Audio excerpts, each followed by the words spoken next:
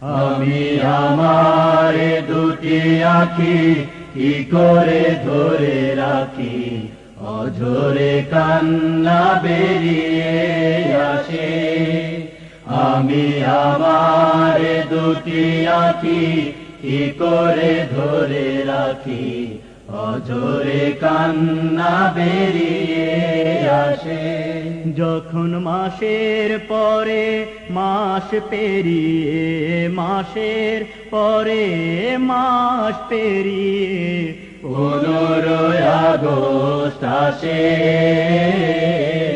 আমি আমার দুটি আঁখি কি করে ধরে রাখি, অঝরে কান্না বেরিয়ে আসে।